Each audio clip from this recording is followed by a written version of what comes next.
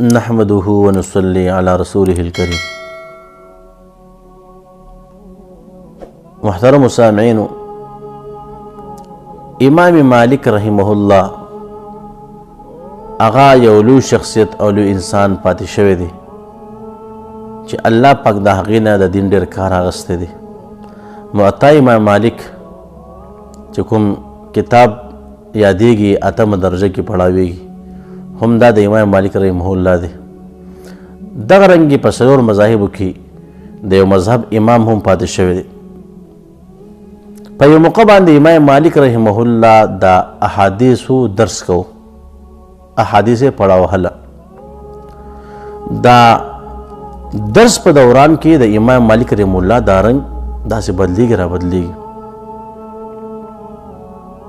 تر دې چې دا درس کله ختم شو. په آخر کې امام مالک رحمهullah یو کس ته وایي او یا دته یو کس ویلی چې ستاسو د درس په دوران کې وایي دا رنګ کله یو شان دی او بدل شو کله بل شان دی. وایي زما د ملا وګوره چې ملا ورله وکتله 11 ځای چې کوم دی، حضرت اشرف علي تنویر رحمهullah فرمایي 11 ځای چې کوم دی لړم چې چلو، او بعض علماو لیکلي دي چې 14 ځای لړم چې چلو.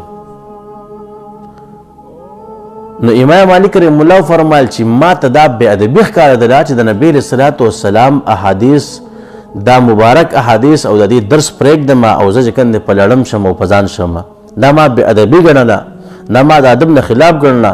نو مال خیر دا تکلیف به برداشت کم، خو احادیثو درس چې کوم دی نشم بندولی. نو په هغه تکلیف کې چې کوم دی ما د احادیثو دې ته راورسو او د درس په دوران کې زما کم کیفیت و هغه د لړم د وجې نه و. نو محترم و یا 14 و یا 11 دا خو ډېر لرې دي، که یو پیر هم څوک لړم وچیچي نو هغې د ټینګېدل یقینا ډېر زیات مشکل دي. خو الله پاک هغوی له همت ورکړو او د هغوی د ادب اندازه هغه به تاسو د دې واقعې نه چې کوم دی تاسو ته مخده شوي. نو الله رب العزت دې په موږ کې هم داسې ادب پیدا کړي. و آخر دعوانا ان الحمد لله رب العالمین.